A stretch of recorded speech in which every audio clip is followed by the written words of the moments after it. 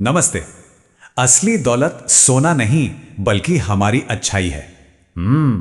कितना गहरा विचार है ना। और जानते हैं यही वो सोच है जो इस कहानी की बिल्कुल जड़ में है, जिसे हम आज समझने वाले हैं। तो चलिए साथ मिलकर देखते हैं कि ये बात कैसे सच साबित होती है। तो कहानी का नाम है जादुई सोने का फल। अब सुनने में ये शायद एक बच्चों की कहानी लगे, पर यकीन मानिए ये उससे कहीं ज्यादा है। ये तो एक आईने की तरह है, एक ऐसा आईना जो हमें हमारे ही अंदर की अच्छाई, हमारे लालच और हाँ, उन सब के अंजाम को दिखाता है। तो तैयार हो जाइए, हम इस कहानी की परतों को खोलने जा रहे हैं। अच्छा, तो इस कहानी को हम 3 हिस्सों में समझेंगे।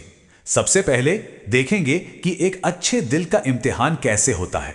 उसके बाद हम जानेंगे कि जब इनाम मिलता है तो कैसे लालच पैदा होता है और कहानी में क्या मोड़ आता है।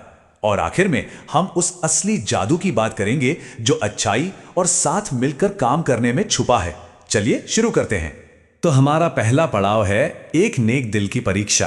कहते हैं ना, इंसान की असली पहचान तब होती है जब हालात मुश्किल हों।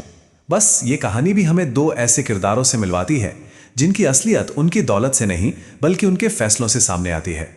कहानी शुरू होते ही हमारे सामने 2 बिल्कुल अलग दुनियाएं हैं, 2 बिल्कुल अलग इंसान। एक तरफ है सरजू, गरीब पर दिल का बहुत अमीर, दयालु और मेहनती।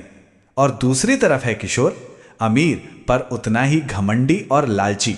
सोचिए, एक ही गांव में 2 ऐसे पड़ोसी, बस यही वो टकराव है जिस पर पूरी कहानी टिकी है। और सरजू कैसा है ये उसकी बातों से नहीं, उसके कामों से पता चलता है। जरा सोचकर देखिए, एक इंसान जो खुद भूखा है, उसके पास खाने को सिर्फ एक सूखी रोटी है और वो उसका भी बड़ा टुकड़ा अपनी बेटी को दे देता है। ये कोई मामूली बात नहीं है। ये एक छोटा सा काम उसके प्यार और उसकी निस्वार्थ भावना की पूरी कहानी कह जाता है। तो सवाल यही उठता है कि जब किसी के पास खुद कुछ ना हो और सामने कोई जरूरतमंद आ जाए तो वो इंसान क्या करता है। बस यही सवाल हमें कहानी के उस मोड़ पर ले जाता है जहां जंगल में सरजू का एक ऐसा इम्तिहान होने वाला था जो उसकी पूरी जिंदगी बदलने वाला था। और देखिए सरजू ने क्या किया। उसने एक मरते हुए पेड़ को देखा और बस लग गया उसे बचाने में। वो एक बार पानी डालकर रुका नहीं, अपनी थकान की परवाह किए बिना छोटे से बर्तन में बार बार नदी से पानी लाता रहा।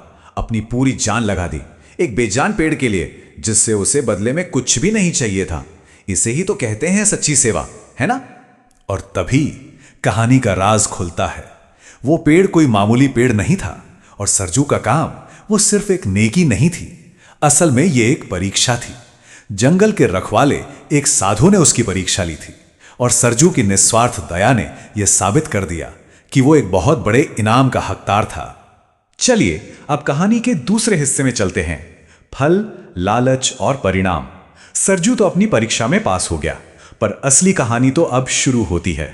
अब हम देखेंगे कि कैसे एक इनाम, एक तोहफा लालच को बुलावा देता है और कैसे एक नेकी घटनाओं का एक ऐसा सिलसिला शुरू कर देती है जिसके बारे में किसी ने कल्पना भी नहीं की थी।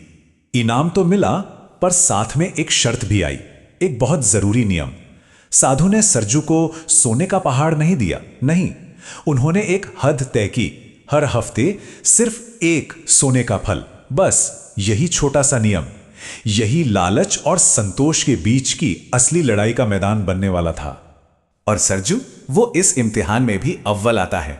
दौलत उसके हाथ में आई, पर उसने सरजू को नहीं बदला। उसने क्या किया, पहले अपनी और बेटी की जरूरतें पूरी की और फिर बाकी सब कुछ गांव के गरीबों में बांट दिया। असली खुशी उसे सोना इकट्ठा करने में नहीं बल्कि दूसरों के चेहरे पर मुस्कान लाने में मिली। पर कहते हैं ना, जहां अच्छाई की रोशनी होती है वहां जलन का साया भी पड़ ही जाता है। किशोर के मन में क्या चल रहा था, अरे ये सरजू, ये तो रातों रात अमीर हो गया, जरूर कोई खजाना हाथ लगा इसके, मुझे पता लगाना ही होगा। देखिए वो सरजू की तरक्की से खुश नहीं है, वो शक और ईर्ष्या से जल रहा है और बस उसने ठान लिया कि वो इस राज का पता लगाकर रहेगा। और फिर वही हुआ जिसका डर था। किशोर की ईर्ष्या उसे जासूस बना देती है। वो छिपकर सरजू का पीछा करता है और सीधा जंगल में उस जादुई पेड़ तक पहुंच जाता है। अब खेल बदल चुका था। ये कहानी अब सिर्फ सरजू की नहीं रही, ये कहानी बन गई अच्छाई और लालच के बीच एक आमने सामने की टक्कर की। तो अब सबसे बड़ा सवाल हमारे सामने है, जब लालच दया से टकराता है तो क्या होता है, कौन जीतता है? बस यही सवाल हमें कहानी के सबसे अहम, सबसे जबरदस्त मोड़ पर ले आया है। देखते हैं आगे क्या होता है। तो जब लालच अच्छाई से टकराता है तो क्या होता है, इसका जवाब मिलेगा हमें कहानी के आखिरी और सबसे जरूरी हिस्से में, असली जादू, अच्छाई और सहयोग। यहीं आकर हमें पता चलेगा कि असली जादू और सच्ची दौलत का मतलब क्या है।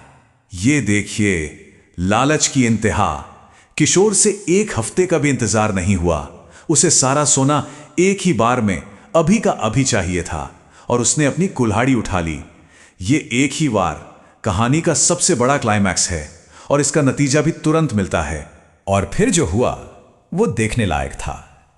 जैसे ही कुल्हाड़ी पेड़ से टकराई, जादू पलट गया। सोने के फल काले पत्थर बन गए, पेड़ की टहनियां सांप बन गईं। जो पेड़ जीवन दे रहा था वही अब जान लेने पर तुल गया था। गलत काम का नतीजा फौरन, और कितना भयानक।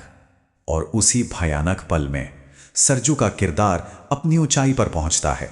सोचिए, जिस इंसान ने उसे बर्बाद करने की कोशिश की, उसी किशोर के लिए सरजू साधु से माफी की भीख मांगता है। ये सिर्फ दया नहीं है, ये करुणा का सबसे ऊंचा रूप है, अपने दुश्मन को भी माफ कर देना। और इस माफी का असर देखिए, किशोर बदल गया। उसका लालच पछतावे में बदल गया और उसने तोड़ने की जगह कुछ बनाने का फैसला किया। और नतीजा, अब वो सोना किसी एक इंसान का नहीं रहा, वो पूरे गांव का बन गया। उस सोने से गांव में स्कूल बना, बच्चों की पढ़ाई का इंतजाम हुआ। यह है सहयोग की ताकत। तो इस पूरी कहानी से हमने क्या सीखा? कुछ बहुत जरूरी बातें। पहली, कि असली पहचान दौलत से नहीं, कर्मों से होती है। दूसरी, कि लालच का अंत हमेशा बर्बादी ही होता है।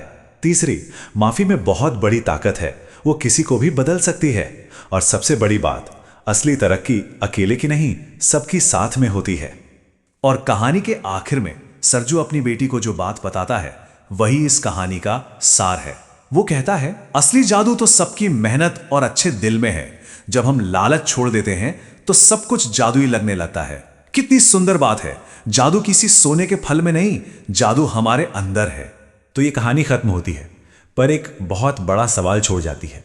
अगर असली दौलत हमारी अच्छाई है, तो फिर किसी भी समाज की तरक्की को मापने का पैमाना क्या होना चाहिए?